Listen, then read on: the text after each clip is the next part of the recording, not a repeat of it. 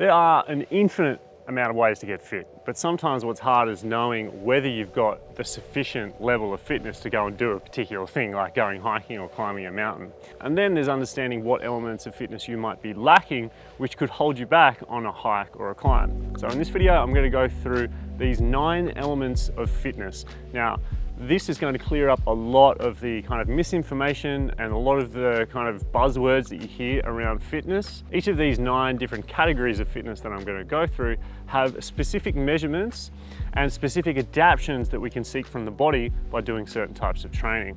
Now, not all of these 9 specific fitness elements are relevant to hiking. I'm going to list them off and talk about them briefly. Obviously, I'm going to go deeper into the ones that are relevant for hiking, but I also want to give you a couple of examples and a couple of tests so that you can figure out where your strengths and weaknesses lie, and that's going to help you determine, how far you can push yourself in the mountains. I think this will be really useful for beginners that don't know much about either hiking or fitness, and I think it'll be even more valuable for people who are almost at that athlete level where they really want to push themselves, test themselves, and develop in a certain area. By the end of this video, you'll be armed with enough knowledge to truly understand what fitness means and how it relates to you and your goals. Let's get into it. So the first element I want to talk about is the one that is most specific to hiking, and that is your long endurance. Now, this category is sometimes called aerobic training. It's sometimes called long slow distance. Sometimes it's aerobic zone or zone 2. There's many different names for this, but essentially all it means is your ability to move at a steady pace, so not a lot of up and down with your heart rate, and your ability to keep going for, at a bare minimum, 20 minutes, but ideally, more than 30, 50, 60 minutes, and all the way up to, endurance athletes who are doing 12 hours of steady state movement. So this is a very specific element of fitness, and it's also extremely relevant to hiking. The longer your days are in hiking, the more long endurance base you will need. So the way that we go about building this type of long endurance is the most obvious thing, you guessed it, you just get out and hike. However, if you are already quite fit, then it's likely that hiking might not be getting you to the level such that we are adapting to that long endurance cardio, because we need to be working out zone 2, which is really the level just slightly above where you're comfortable. Now, if you were to Google zone 2 or even look at your watch, likely you'll have some information about what your zone 2 is. It's going to be different for everybody, so I really recommend looking into that. I've actually got a really in-depth blog post, like 5,000 words, that goes through exactly what you need to know to determine that zone for you, so go and check that out. The second element of fitness that I want to talk about is movement skill, and this could also be described as technique. Now, you could think about this as like your hiking technique or your ability to move over a tricky terrain, but really when it comes down to exercise, what we're talking about is your ability to move freely, to be unhindered by pain and stiffness in your joints, and to be able to move with stability, to be able to move with symmetry in exercises like a squat or a deadlift, and also to be able to move in a full range of motion, to control the movement completely and to not be experiencing pain or stiffness while you're doing that movement. And that can be looked at from any different type of movement you do, whether it's the really basic stuff like push-ups, squats and deadlifts, but it can be carried over to more complex movements. Now, this movement skill sort of technique category, I can make a whole video about this because it is very, very complex. Human movement in itself is a cloud that encompasses a whole bunch of other different stuff. So we won't get too deep into that. Let's get on to the third, which is speed.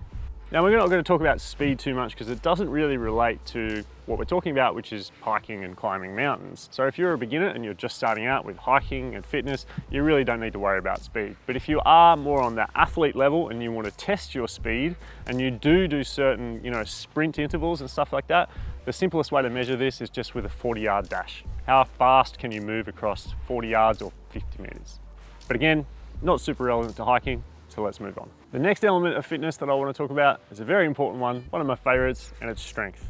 So strength can be thought of really as your body's ability to produce force. So how much weight you could possibly lift whilst only doing 1 rep. And generally what training strength looks like, especially in my programs, is working on that lower rep range, sort of around 3 to 6 reps. Now, this doesn't just mean doing 6 easy reps. What it means is that you're reaching a failure point somewhere in that range of 3 to 6 reps. So in other words, you wouldn't be able to complete your 5th rep or your 6th or 7th rep. And when you do that consistently, your body is going to adapt to be able to produce more force. So it's really important to have that base of strength for injury prevention, but also because the base of strength that we have sets a really good foundation for increasing our endurance, which we'll talk about later. So certainly having this strength base and developing it over time is important for hiking and climbing. Now, would I recommend you go and test that? Well, if you're a beginner, probably not a great idea, because we need some of that movement skill and technique and experience to be able to do that safely. Again, if you are an athlete, I would recommend testing your 1RMs on deadlifts, or at least looking at a calculator to figure out what your 1 rep max would be on some of those movements. I'll leave a link to that in the description. So now that we've talked about speed and we've talked about strength, we come to the next element, which is power. And power is basically just the combination of speed and strength. So your ability to produce force and do it quickly. So is this relevant to hiking? Well, certainly we need to produce some power during hiking and climbing, especially when going uphill, but it's not something we really need to measure, and it's probably not something we even really need to practice a lot in order to get better at hiking. Some examples of power development that could be applied to hiking is things like box jumps, really fast dynamic step-ups, and any type of jumping test. Now, if your knees are all jacked up and you have ankle problems, I wouldn't recommend trying to test your power with a jump. But again, if you're on that athlete level, there's 2 different jump tests that you can do, which will give you a really good indication of your ability to produce power. And they are the vertical jump test and the broad jump test. So for the vertical jump test, you're basically going to stand near a wall, reach up as high as you can with both hands, and then mark on the wall where you can reach. Now, a good result on this test is to reach 24 inches. And then for people who are over 50, around 20 inches. So if you're hitting somewhere close to that number, then you're doing pretty good on your power. The other test is the broad jump test, and a real general example of this is, can you broad jump your height? So standing from a starting position, swing your arms back, do whatever you need to do to jump with both legs and land with both legs, and then measure how far you can jump forward. If you can jump your height, then that's a good indication of your body's ability to produce power. Again, with these tests, don't just go out and do them if you haven't jumped in the last 20 years. That would be very irresponsible. It's just an example so you can understand what I mean when I say power. The next element of fitness that we're going to talk about is hypertrophy. Now, hypertrophy is just a sports science term for muscle size. So how much mass you actually have in the muscle. Now, is this important to hiking? Well, for me, a certain level of hypertrophy is both nice for aesthetics, but also just having a little bit more muscle makes the body a lot safer in terms of the joints, and it also enables us to produce the aforementioned elements like strength and power. So if you don't have a lot of muscle mass, your ability to produce power and strength and speed and all that is probably going to be reduced. However, in certain situations, having less muscle mass is going to be a plus. It's going to benefit you. So if you're an ultra endurance runner, you'll have a look at the average ultra endurance runner. They don't have a lot of hypertrophy. So depending on what your goals are, hypertrophy or muscle size may or may not be important. But in general, I would say that a little bit of hypertrophy does help us with longevity, strength, maintaining just a generally healthy body. In terms of how to measure hypertrophy, you could measure it by taking a gym selfie. Okay, our next element of fitness is muscular endurance. Now, this is talking about the endurance of the muscle in itself, not your ability to run for a long time. Muscular endurance can be tested and categorized as doing basically any strength exercise for more than at least 5 reps, but generally, past 20 reps. So you can really pick any exercise that you'd like to test for your muscular endurance. Often muscular endurance is tested with something like a plank hold, so just like how long you can hold a plank for, but you can literally pick any exercise and see how many reps you can do before you actually have to stop. And that's an excellent test to give you a really good indication of your muscular endurance. So is muscular endurance important to hiking and climbing? You bet it is. That's why most of my programs are focused on doing a lot of reps of very basic exercises, things like step-ups. You know, we could be doing thousands and thousands of step-ups, and that is a way to both build muscular endurance and long endurance and aerobic endurance.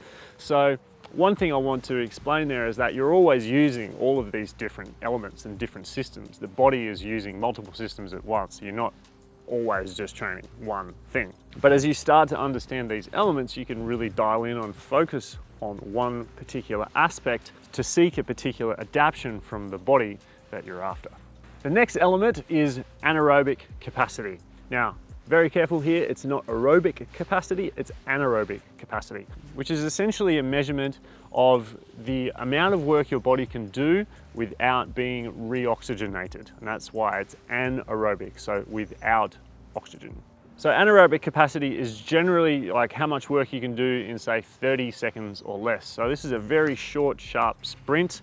It might be how much distance you can cover over a given time, like 20 or 30 seconds. So the way that I like to measure this is simply jumping on like an airdyne bike or maybe a rower, but I like the airdyne bike because it basically kind of mimics the movement patterns of mountain climbing. So you get on any type of exercise equipment, hit 30 seconds and go as hard as you possibly can for 30 seconds. And then you measure either the distance or the wattage that you accumulated. And then that gives you a baseline level where you can look at your anaerobic capacity. Week in, week out, you could retest that. It only takes 30 seconds. And then you can see how your anaerobic capacity is improving. And even just doing that once a week, doing something like Tabata, going as hard as you can for 20 seconds, resting for 10 seconds, or even the other way around. So going as hard as you can for 10 seconds and then resting for 20 seconds, doing that for 8 rounds. That is going to increase your anaerobic capacity for sure. So is an increased anaerobic capacity useful for hiking? Well, you could argue that it's not, because you never really get into a short, sharp, fast sprint when you're hiking or mountain climbing for the most part. But what I said earlier about the body always using multiple systems stands true here. So you're always using a little bit of your aerobic system and your anaerobic system together. So if you're improving your anaerobic system, it's likely that you'll get a little bit of boost in your aerobic system as well. And I made this mistake, you know, I completely forgot about anaerobic training for many years and I did very little of it. And, you know, just recently in the last 6 months, I've started to do a lot more anaerobic work and I have found that it's increased my aerobic capacity. I got way down the rabbit hole of following certain physiologists that recommend only doing long, slow distance training. And I like a little bit of variety now. So that's anaerobic capacity. Now we're going to talk about aerobic capacity.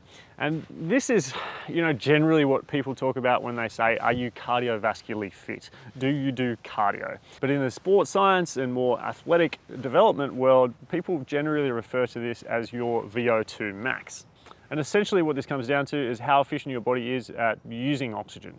That means getting oxygen into the body and then delivering oxygen around the body. So the fitter you become cardiovascularly, or the higher your VO2 max is, the better you will be at intaking oxygen, and then the better your body will be at delivering oxygen to the muscles. And this is certainly an important thing when it comes to hiking. You might be thinking at this stage, well, what's the difference between maximal aerobic capacity and long, slow endurance? Well, the difference is that it's generally a shorter duration. So your maximal aerobic capacity is generally measured at around sort of 12 to 15 minutes. And one of the standard tests is for 12 minutes, how much distance can you cover?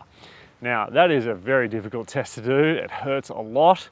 You know, setting on a timer and just doing laps around a track to seeing how much distance you can cover in 12 minutes. It doesn't matter whether you start, stop, you take a breath here and there, whatever. Do whatever you've got to do to cover as much distance in 12 minutes. And that's going to give you a very clear representation of your aerobic capacity.